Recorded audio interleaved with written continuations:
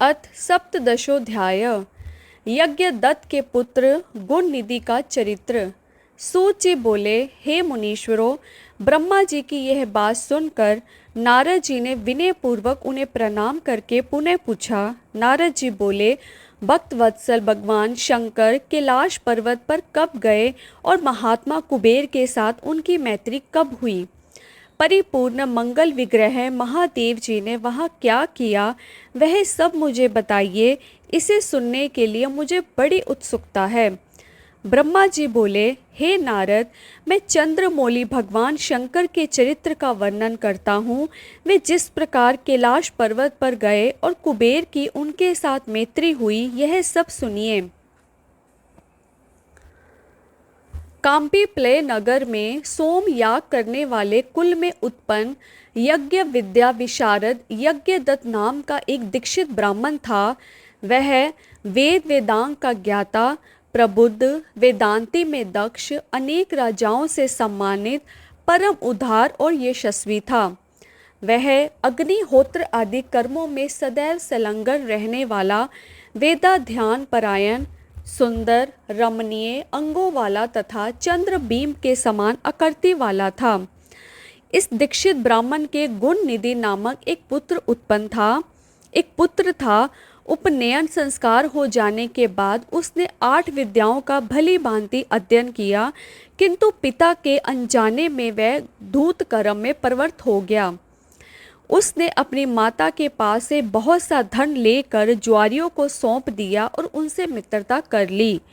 वह ब्राह्मण के लिए अपेक्षित आचार विचार से रहित, संध्या स्नान आदि कर्मों से परांडमुख, वेद शास्त्र आदि का निंदक, देवताओं और ब्राह्मणों का अपमान करने वाला और सर्मताचार विचार से रहित होकर गाने बजाने में आनंद लेने लगा। उसने नटों, पाखंडियों तथा भांडों से प्रेम संबंध स्थापित कर लिया। माता के द्वारा प्रेरित किए जाने पर भी वह पिता के समीप कभी नहीं गया।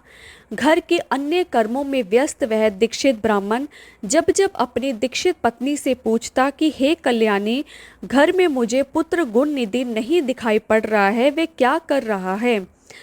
वह तब तब यही कहती कि वह इस समय स्नान करके तथा देवताओं की पूजा करके बाहर गया है।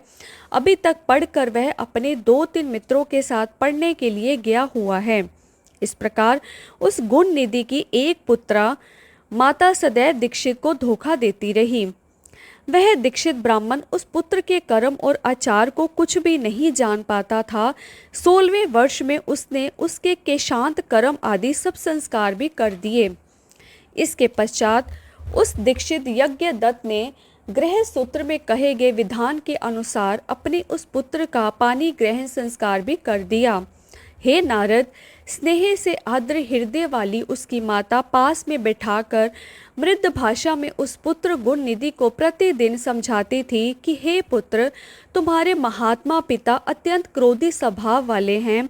यदि वे तुम्हारे आचरण को जान जाएंगे तो तुमको और मुझको भी मारेंगे।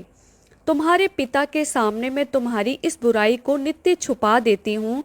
तुम्हारे पिता की समाज में प्रतिष्ठा सदाचार से है, धन से नहीं। हे पुत्र, ब्राह्मणों का धन तो उत्तम विद्या और सज्जनों का संसर्ग है। तुम प्रसन्न मन होकर अपनी रुचि उनमें क्यों नहीं लगा रहे हो? तुम्हारे पितामह आदि पूर्वज सुयोग्य, क्षोत्रिय, वेद विद्या में पारंगत, विद्वान, दीक्षित, सोमयाज्ञिक ब्राह्मण हैं। ऐसी लोक प्रसिद्धि को प्राप्त किए थे। अतः तुम दुष्टों की संगति छोड़कर साधुओं की संगति में तत्पर हो। सद्विद्याओं में मन लगाओ और ब्राह्मणोचित सदाचार का पालन करो। तुम रूप से पिता के अनुरूप ही हो, यश, कुल और शील भी उनके रूप बनो। इन कर्मों से तुम लज्जित क्यों नहीं होते हो? अपने बुरे आचरणों को छोड़ दो। तुम 19 वर्ष के हो गए हो और यह तुम्हारी पत्नी 16 वर्ष की है। इस सदाचारणी का वरण करो, अर्थात इससे मधुर संबंध स्थापित करो और पिता की भक्ति में तत्पर हो जाओ। तुम्हारे श्ववत्सर भी अपने गुण और शील के कारण सर्वत्र पूजे जाते हैं। हे पुत्र, उन्हें देखकर और उनकी प्रशस्ति को सुनकर भी तुम्हें लज्जा नहीं आती। अपनी बुरी आदतों को छोड़ दो। हे पुत्र, तुम्हारे सभी मामा भी विद्या, शील तथा कुल आदि से अतुलनीय हैं। तुम उनसे भी नहीं डरते। तुम तो दोनों वंशों से शुद्ध हो। तुम इन पड़ोसी ब्राह्मण कुमारों को देखो और अपने घर में ही अपने पिता के इन विनयशील शिष्यों को भी देखो। हे पुत्र, राजा भी जब तुम्हारे इस दुष्ट चरण को सुनेंगे तो तुम्हारे पिता के प्रति अपनी श्रद्धा त्याग कर उनकी वृत्ति भी समाप्त कर देंगे। अभी तो लोग यह कह रहे हैं कि यह लड़कपन की दुष्चेष्टा है। इसके पश्चात वे प्राप्त हुई प्रतिष्ठित दीक्षित की उपाधि भी छीन लेंगे। सभी लोग तुम्हारे पिता को और मुझसे भी दुष्ट वचनों से धिक्कारेंगे और कहेंगे कि इसकी माता दुष्चरित्रा है, क्योंकि माता के चरित्र को ही पुत्र धारण करता है। तुम्हारे पिता पापी नहीं हैं, वे तो श्रुति स्मृतियों के पथ पर अनुगमन करने वाले हैं। उन्हीं के चरणों में मेरा मन लगा रहता है, जिसके साक्षी भगवान सदा शिव हैं। मैंने ऋतु समय में किसी कष्ट दुष्ट का मुंह भी नहीं देखा जिसका तुम्हारे ऊपर प्रभाव पड़ गया हो। अरे, यह विधाता ही बलवान है, जिसके कारण तुम्हारे जैसा पुत्र उत्पन्न हुआ है। माता के द्वारा इस प्रकार हर समय समझाए जाने पर भी उस अत्यंत दुष्ट बुद्धि वाले अपने उस दुष्कर्म का परित्याग नहीं किया, क्योंकि व्यसन प्राप्त प्राणी दो बोर्द होता है। मृग्या, शिकार, मद्य, पैशुने, चुगली, असत्य भाषण, चोरी, धूत और वैश्यगमन आदि इन व्यस्तों से कौन खंडित नहीं हो जाता है। वह दुष्ट जो संदूक, वस्त्र आदि वस्तुओं को घर में देखता, उन वस्तुओं को ले जाकर जुआरियों को सौंप देता था। एक बार घर में पिता के हाथ की ही रत्न जटित अंगूठी रखी थी, उसे चुरा कर उसने किसी जुआरी के हाथ में दे दिया। संयोग से दीक्षित ने किसी जुआरी के हाथ में उस अंगूठी को देख लिया और उससे पूछा कि तुम्हें यह अंगूठी कहाँ से प्राप्त हुई है। उस दीक्षित के द्वारा बार बार कठोरता से पूछे जाने पर उस जुआरी ने कहा, हे ब्राह्मण, आप जोर जोर से मुझ पर क्यों आक्षेप कर रहे हैं? क्या मैंने इसे चोरी से प्राप्त किया है? आपके पुत्र ने ही मुद्रा लेकर इसको मुझे दिया है। इसके पहले भी मेरे द्वारा जुए में जीत लिए जाने पर उसने अपनी माता की साड़ी भी चुराकर मुझे दी है। उसने मात्र मुझको ये अंगूठी नहीं दी है, अपुति अन्य जुआरियों को भी उसने बहुत सा धन दिया है। रत्नों की संदूक, रेशमी वस्त्र, सोने की झारी आदि वस्तुएं, अच्छे अच्छे कांसे और तांबे के पात्र भी उसने दिए हैं।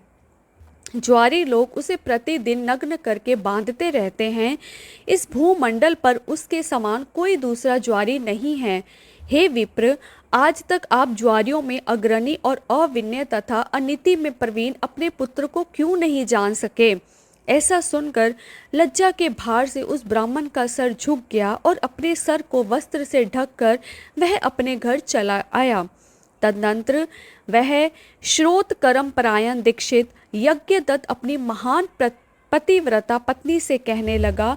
यज्ञदत्त बोला, हे दीक्षिता यानी धूर्त पुत्र, गुण निधि कहाँ है? कहीं भी बैठा हो, उससे क्या लाभ है?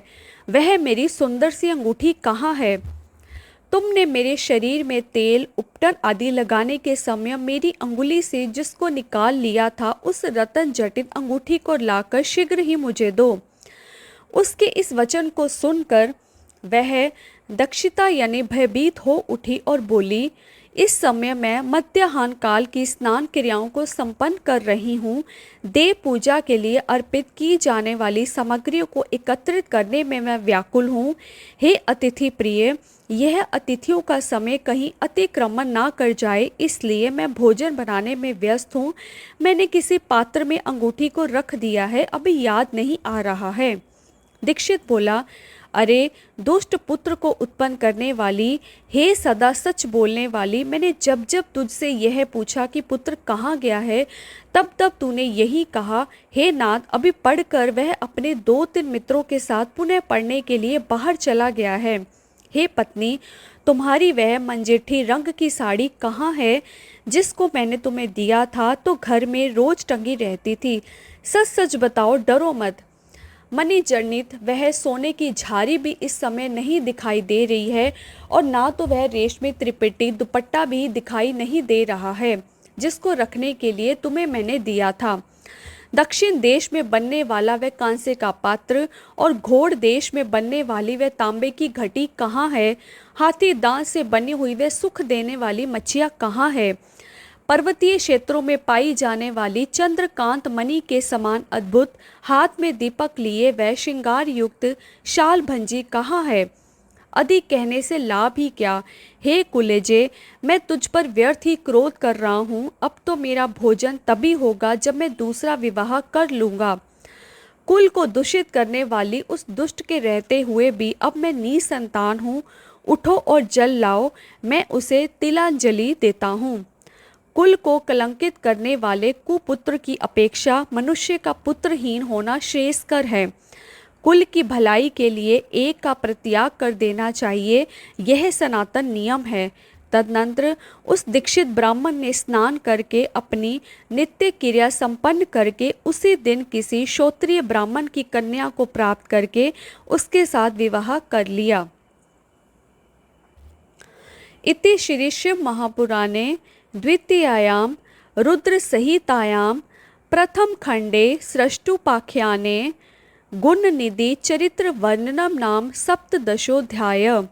इस प्रकार श्री शिव महापुराण के अंतर्गत द्वितीय रुद्र संहिता के प्रथम खंड में सृष्टि उपाख्यान में गुणनिधि चरित्र वर्णन नामक 17वां अध्याय पूर्ण हुआ।